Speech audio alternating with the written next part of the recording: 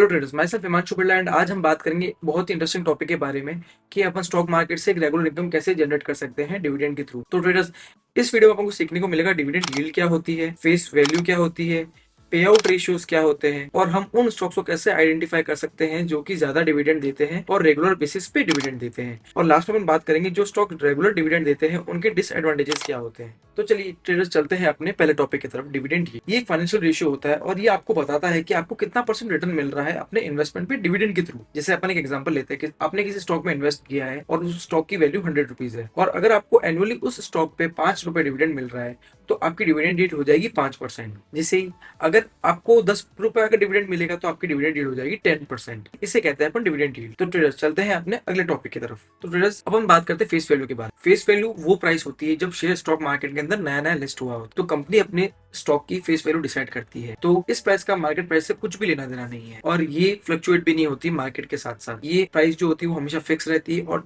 Dividends जो होते हैं वो इसी के ऊपर पे किए जाते हैं। अब ट्रेडर्स, अपन बात करेंगे अपने अगले टॉपिक के ऊपर, पे आउट रेशियो। कंपनी अपने प्रॉफिट का कितना हिस्सा अपने शेयर होल्डर के साथ बांट रही है डिविडेंड के रूप में, इसे कहते हैं अपन पे आउट रेशियो। तो चलिए ट्रेडर्स, अब अपन चलते हैं अपने अगले टॉपिक की तरफ। तो ट्रेडर्स, अब अपन ढूंढेंगे कि अपन सबसे ज्यादा डिविडेंड देने वाले शेयर्स को अपन ढूंढेंगे कैसे, आइडेंटिफाई कैसे करेंगे। तो उसका एक बहुत ही सिंपल मेथड है, अपन उसको स्क्रीनर के थ्रू ढूंढेंगे। तो अब आपको सबसे पहले गूगल पे आना है और लिखना है टेकर फिनोलॉजी। जैसे आप टेकर फिनोलॉजी लिखेंगे तो आपको सबसे पहली साइट ओपन करनी है। जैसे आप साइट ओपन करेंगे आपको ऊपर वाले सेक्शन में दिखेगा बंडल्स। इस बंडल पे क्लिक करते ही आपको नीचे की तरफ स्क्रॉल करना है। नीचे स्क्रॉल करते ही आपको दिखेगा डिविडेंड स्टार्स। डिविडेंड स्टार्स पे क्लिक करते ही आपके पास ये कंपनी की लिस्ट आ गई। अब जो ये लिस्ट है इसके अंदर 45 कंपनीज आपको दी है जो कि रेगुलर बेसिस पे डिविडेंड देती है और दूसरी कंपनियों से ज्यादा डिविडेंड देती है। तो सब आप सोच रहे होंगे मैंने आपको इसी साइट पे आने को क्यों बोला। इस साइट पे आने को मैंने इसलिए बोला क्योंकि ये जो डिविडेंड स्टॉक्स है इस पे कुछ फिल्टर्स लगे हुए हैं। इसमें फिल्टर्स क्या लगे हुए हैं, जैसे कि मार्केट कैप है वो 100 करोड़ से ऊपर है, जो डिविडेंड यील्ड है वो मिनिमम 2% की है, नेट प्रॉफिट पिछले 5 साल से बढ़ रहा है एंड रेट ऑन इक्विटी है वो भी 10% से ज्यादा है और डिविडेंड पे आउट 5 साल से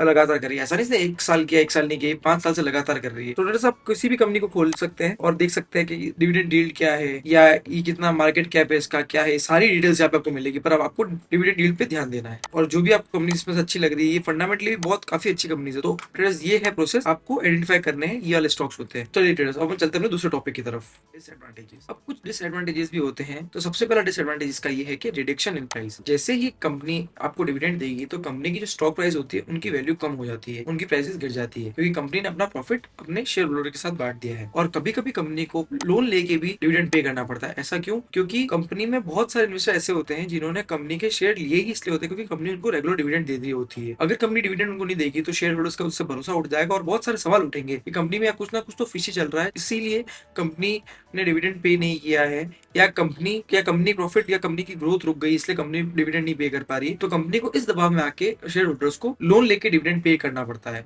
तो इसका तीसरा सबसे बड़ा डिसएडवांटेज ये है कि डबल टैक्स देना पड़ता है। जैसे आप माने अपन तो रिटेल ट्रेडर, अपन इतने स्टॉक्स बाय नहीं करते कि अपन को उस डिविडेंड का टैक्स पे करना पड़े, लेकिन जो बड़े इन्वेस्टर्स होते हैं या आप मान लीजिए जो कंपनी के खुद मालिक होते हैं उनको डबल टैक्स देना पड़ता है। कैसे? जैसे उनके पास करोड़ों रुपए के शेयर्स होते हैं तो कंपनी ने पहले प्रॉफिट कमाया तो कंपनी ने क्या किया, कंपनी ने उस प्रॉफिट का टैक्स भर दिया। अब जो प्रॉफिट आया अब उसको वो डिविडेंड के रूप में लोगों को बांटेगी। तो जो इन्वेस्टर्स होते हैं या जो कंपनी का खुद मालिक है उसके पास बहुत बड़ा अमाउंट है शेयर्स का, तो उसके पास जैसे ही शेयर पहुंचेंगे तो क्या होगा, उसको जैसे ही शेयर मिलेगा तो उसको भी डिविडेंड का टैक्स भरना पड़ेगा। तो कंपनी ने भी टैक्स बढ़ा और जिसको डिविडेंड ज्यादा मिला उसको भी टैक्स भरना पड़ा, तो इसलिए डबल डबल टैक्स भरना पड़ता है। उसका लास्ट जो सबसे बड़ा डिसएडवांटेज है वो लैक ऑफ कैपिटल। कंपनी के पास कभी भी बड़ा कैपिटल इकट्ठा नहीं होता है या मतलब ज्यादा रिजर्व इकट्ठे नहीं होते क्योंकि कंपनी के पास जैसे ही पैसा आता है, जैसे कंपनी प्रॉफिट कमाती है तो कंपनी अपने शेयर होल्डर्स में डिविडेंड के रूप में बांट देती है। तो इसलिए जो ज्यादा डिविडेंड देने वाली कंपनीज होती है उसके अंदर ये डिसएडवांटेजेस होते हैं और उनकी ग्रोथ थोड़ी सी नॉर्मल शेयर से कम होती है। पर मैंने आपको ऐसे शेयर्स ढूंढने का तरीका बताया जिसके अंदर आपको डिविडेंड भी मिलेगा और उनकी टाइम टू टाइम ग्रोथ भी होती रहेगी। तो थैंक यू ट्रेडर्स, इस वीडियो को अपन यही खत्म करते हैं और थैंक यू सो मच आप मेरे चैनल को इतना प्यार दिखा रहे हैं। तो ट्रेडर्स, मिलते हैं अपन अगले वीडियो में। अगर आप इस चैनल में नए हैं तो लाइक और सब्सक्राइब करना मत भूलना और अपने दोस्तों से ये वीडियो शेयर करना बिल्कुल मत भूलना जो एक part time income stock market से कमाना चाहते हैं। थैंक यू ट्रेडर्स, मिलते हैं अगले वीडियो में।